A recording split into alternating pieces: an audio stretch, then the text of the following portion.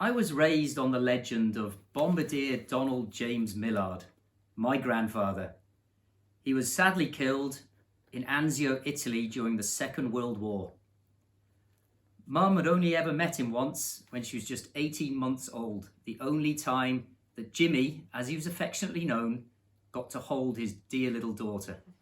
Jimmy, she's a very tall soldier. Mum sadly has dementia these days, but her eyes light up when looking at pictures of her strikingly handsome father.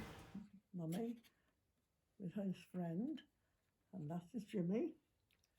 And then he goes off to war and dies. Quite simply put, Grandad Jimmy was a war hero. These military records show that he served for 5 years in the Second World War, in places like Madagascar, India, Persia and Iraq, North Africa, and finally Italy, where he died in 1944 at the age of just 24. I have become fascinated with Jimmy's story, and with my own life taking a few unexpected turns lately, I've decided to retrace his final steps. I feel I owe it to Grandad and to the thousands of young lads that died alongside him fighting for our freedom, to go over there and to say thank you in person for what they sacrificed, and to somehow try to comprehend the horrors of what they went through in those final days. I'm looking forward to finding Grandad Jimmy, but I'm also somewhat apprehensive about how my generation has dealt with the freedoms that those men gave their lives for. And right now, I'm honestly not sure whether I'm going to be saying thank you to Grandad or sorry.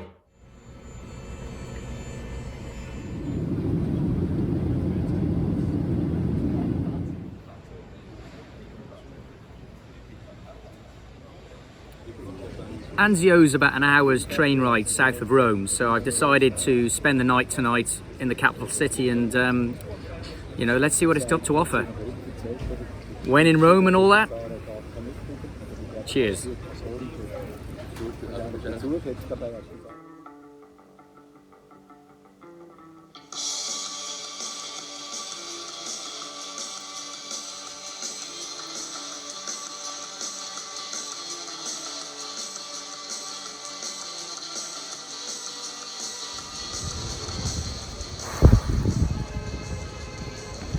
One thing I can tell you is that Rome definitely wasn't built in a day.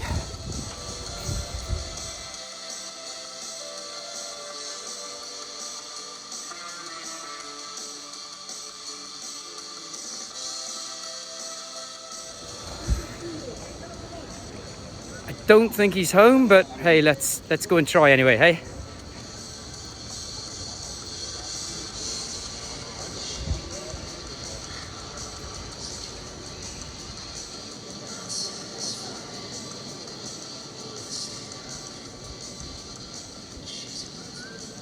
This place is incredible.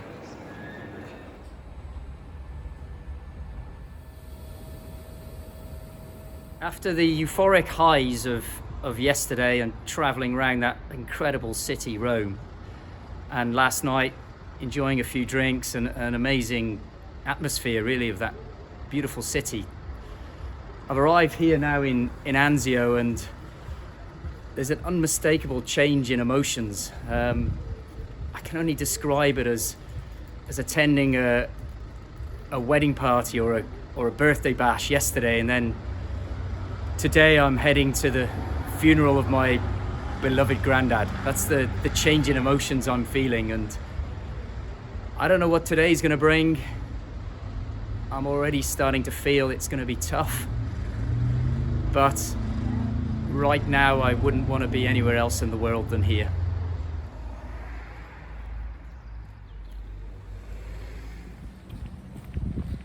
So I've managed to visit the local museum.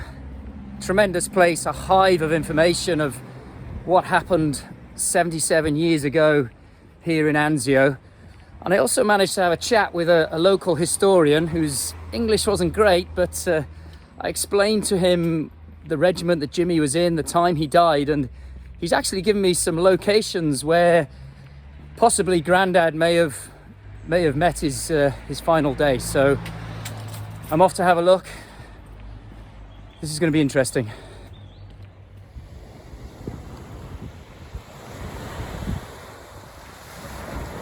On January the 22nd, 1944, the Allied forces launched Operation Shingle, and that involved tens of thousands of soldiers, mainly Americans and British, landing on this beach for phase one of an operation that would eventually lead to the taking of Rome about 35 miles to the north.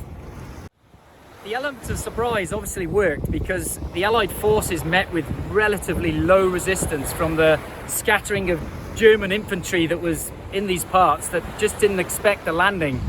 So several days later, Grandad Jimmy and the rest of their heavy artillery, the 91st and the 78th regiments and others, all landed under relatively peaceful and quiet conditions in the harbour, which is just a few hundred meters away from me. And within several days, there were in excess of 60,000 Allied forces all bedding down in this area. But soon it was going to take a very bad turn for the worse.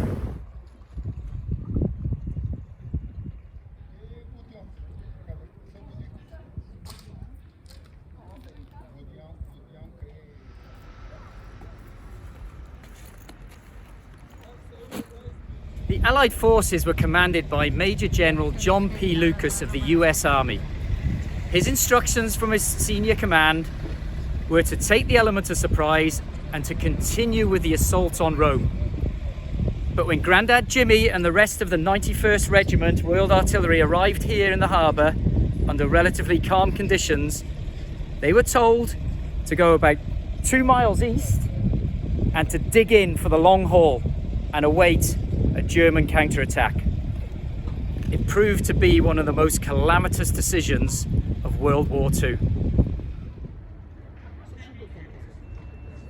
Within days of Lucas disobeying the orders of High Command, Field Marshal Albert Kessering had manoeuvred 100,000 soldiers into the mountains around Anzio. The Germans had the Allied forces surrounded. In this book, written by one of Grandad Jimmy's colleagues, he wrote, "We soon realised we had Germans to the north, Germans to the west, and Germans to the east, with the sea at our backs. It was a chilling thought. We were literally at the gates of hell." Battles raged from days into weeks, from weeks into months. And it wasn't until June the 5th when the Allied forces had managed to push through and advance on Rome. But in that time, 7,000 Allied troops and about 10,000 Germans had lost their lives, including Grandad Jimmy, who was blown up with the rest of his colleagues in those forests about 2 miles east of us on April the 18th, 1944. He was taken to a field hospital, but he died of his injuries later that day and was buried in the graveyard next door.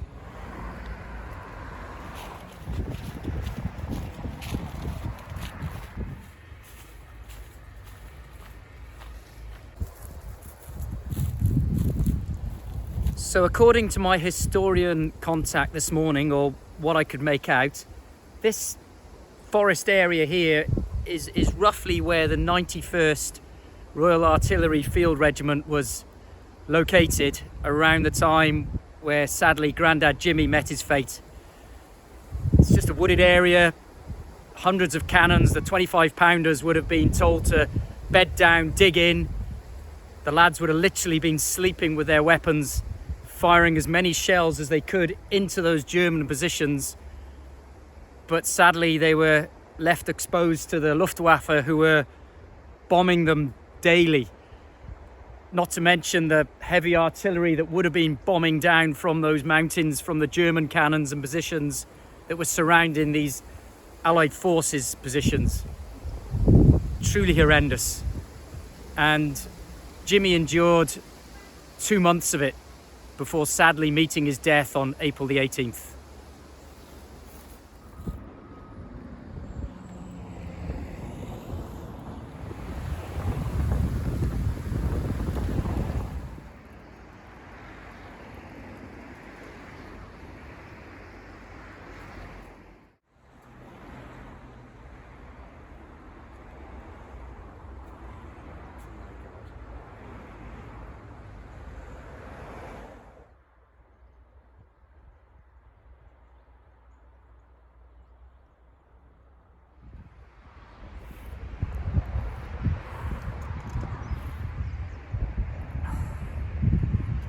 I really didn't know how I was going to feel when I arrived here.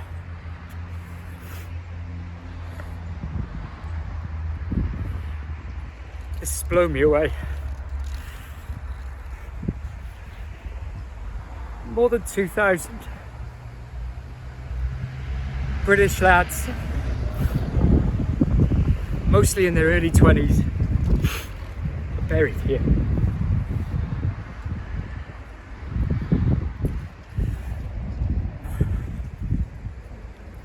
Including Grandad. And I didn't know how I was going to react. I'm a tough guy. But this has blown me away. Just look at them. Over 2,000 lads. Died for what? For us? It's hard, but next to find Jimmy and to say thank you in person.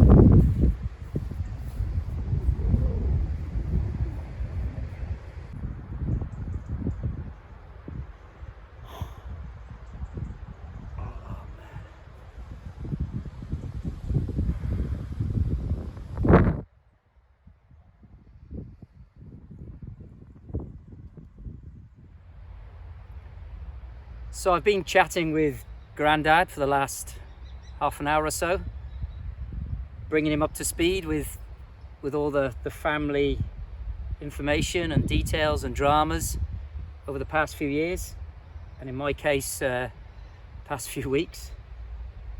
And I think he's listened. Unfortunately, I've had to tell him about his daughter, my mum, and her battle with dementia. And I've also told him about my 2 kids and his great grandkids.